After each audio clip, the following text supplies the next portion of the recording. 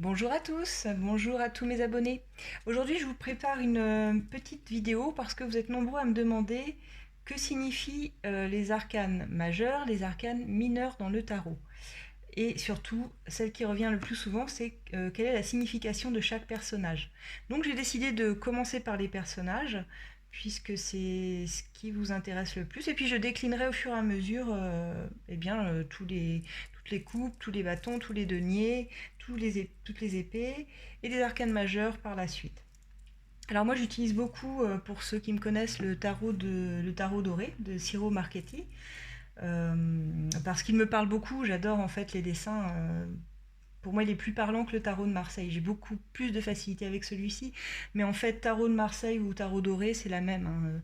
Les cartes ont la même signification. On retrouve exactement les mêmes arcanes majeures et mineures sur la plupart des tarots, hein, en général, sauf le Rider-Waite qui diffère un peu au niveau des interprétations. Donc on va commencer par la série des valets. Donc je vous présente le valet de bâton. Le valet de bâton, comme tous les bâtons, c'est le feu, la passion. Le bâton représente toujours ça, le feu, la passion, le désir. C'est un peu phallique, le bâton. Donc c'est relié au signe de feu également. Bélier, alors attendez, Bélier, Sagittaire, Lion. En tout cas, c'est quelqu'un d'énergique. Lui, il est connecté à son intuition, il n'a pas peur de se lancer. C'est toujours une énergie jeune, les valets. C'est l'envie profonde de faire vivre ses projets aussi, hein. Ça représente l'attirance, la séduction. Il a pour but de transformer ses idées en action, parce que les bâtons, ça représente l'action. Ça sous-entend, enfin, il y a toujours une action avec les bâtons. Toujours. En tout cas, c'est quelqu'un d'enthousiaste. Lui, il a envie d'explorer, il a l'esprit ouvert à de nouveaux horizons. Il est créatif, il est passionnant. Si ça parle d'un travail, c'est une nouvelle passion, quelque chose de très spontané. Si on cherche parfois à dater un événement, ça représente souvent le printemps, un nouveau printemps, aussi une renaissance. En tout cas, c'est une inspiration profonde pour un nouveau départ. Une grande, grande motivation. Le valet de bâton, il a une très grande motivation. C'est quelqu'un sur qui on peut compter, hein. Parce que lui, il est prêt à essayer quelque chose de nouveau. Lui, il y songe depuis longtemps. Il a étudié le sujet. Il sait qu'il est temps de passer à l'action. Et il a hâte de passer à l'étape suivante. Voilà ce que nous dit un valet de bâton. C'est toujours un nouveau départ, une nouvelle histoire d'amour si c'est dans un tirage sentimental. Et il est mignon parce qu'il veut mener à bien les choses en tenant son bâton. Il est précautionneux, un peu intimidé, mais il est prêt, hein. Il est prêt. Alors, si on doit parler du valet de bâton, par contre, dans ses mauvais côtés, c'est-à-dire si cette carte tombe à l'envers dans un tirage, si vous l'avez en blocage dans un tirage, alors à l'inverse, ce serait quelqu'un de très pessimiste, quelqu'un de très fermé à de nouvelles idées, quelqu'un d'agressif aussi, avec une notion de déception, d'attente ou de retard aussi, parce que à contrario des bâtons qui sont plutôt rapides, ça nous parlerait de retard. Euh, ouais, ça pourrait parler de malhonnêteté aussi et d'immaturité surtout. Voilà ce que j'avais à dire sur le valet de bâton. On va passer maintenant au valet de coupe. Les coupes étant tout ce qui est relié à la sphère émotionnelle. La coupe représente l'émotionnel, toujours. Alors, un valet de coupe, c'est encore une fois une personne jeune. Euh, c'est une personne empathique aussi. Les coupes, c'est l'empathie, c'est la sensibilité. On noue une relation où on est authentique. En tout cas, on veut qu'elle soit authentique, sincère. On veut une communication transparente. Le valet de coupe, il parle à partir du cœur, pas à partir du mental. C'est quelqu'un qui est tellement connecté à son cœur que voilà, il y a une transparence vraiment à partir de ce qu'il va dire. Euh, c'est quelqu'un qui déclare sa flamme aussi, hein, le valet de coupe. Ça peut être un nouvel amour, et si c'est le cas, c'est un amour émergent, c'est une déclaration d'amour aussi, hein. En tout cas, il est porteur de nouvelles affectives. Et lui, il exprime son amour, c'est aussi le confident idéal. Lui, ses sentiments sont sincères, toujours sincères. Il sait saisir de nouvelles émotions également.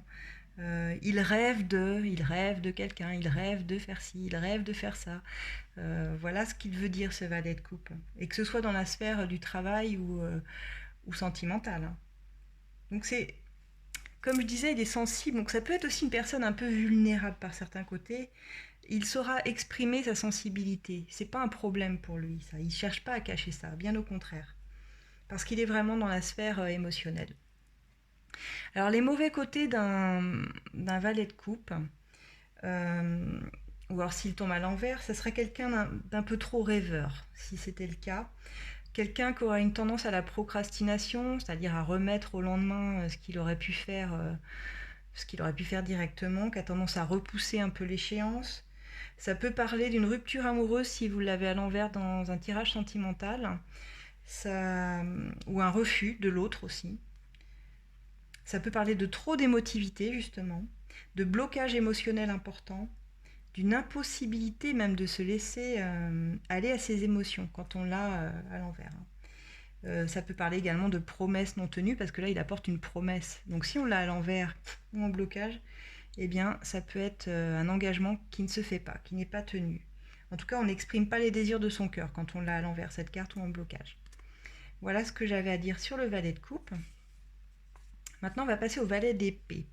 Alors, le valet d'épée, il est un peu spécial. C'est-à-dire que les épées représentent notre mental, la communication, la parole. Et lui, dans l'idée, il est dans la réflexion mentale, à fond. Alors, les épées représentent les signes. Ah oui, j'ai oublié de dire pour les coupes, ce sont souvent ce sont des signes d'eau, poisson, scorpion, cancer. Pour les épées, on est plutôt dans des signes d'air. Verseau, balance et... Il en manque un. Signe d'air. Gémeaux, c'est bon. Donc voilà. Et ces signes-là sont souvent quand même un peu dans le mental. Donc c'est l'ébullition mentale avec ce valet d'épée. Il a besoin d'être dans la réflexion.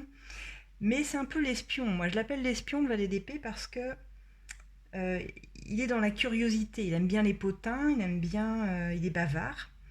Lui, il a besoin il est dans l'idée de partage, de communication. Il a besoin d'informations, de toute façon. Il recherche des informations. Mais il le fait avec vigilance, sécurité. Il a son épée, là, il est prêt à dégainer. Alors que bon, on voit bien que visiblement, il est tout jeune, il s'en est peut-être jamais servi. Mais il est méfiant, mais curieux en même temps. Voilà pourquoi je le dis, c'est l'espion. C'est-à-dire que lui, il ne fait que ça. Il va chercher les informations, puis il repart. Et puis il revient s'il lui en manque. Et il repart. Il ne fait que ça.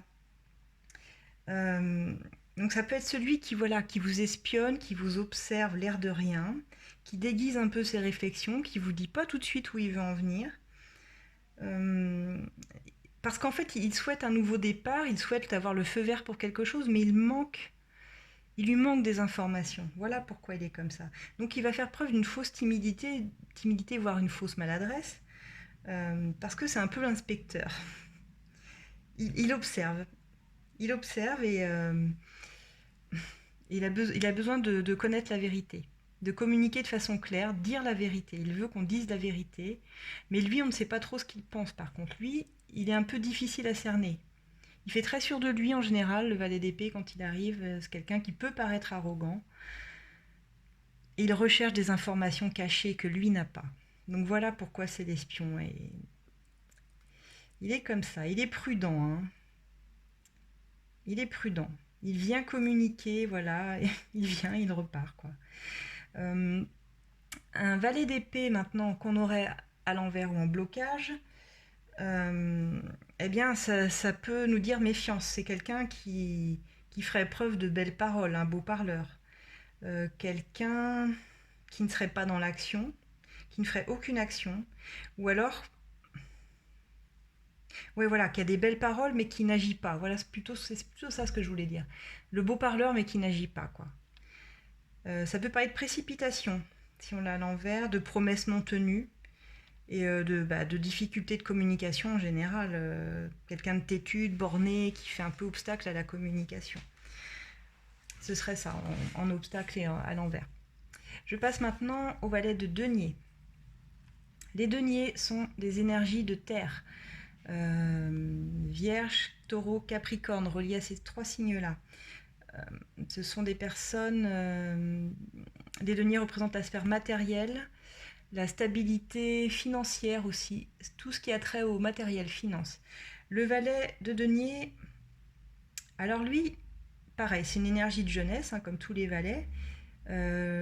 Lui, il sait, mais alors il sait qu'il va construire quelque chose, mais de plus grand que lui.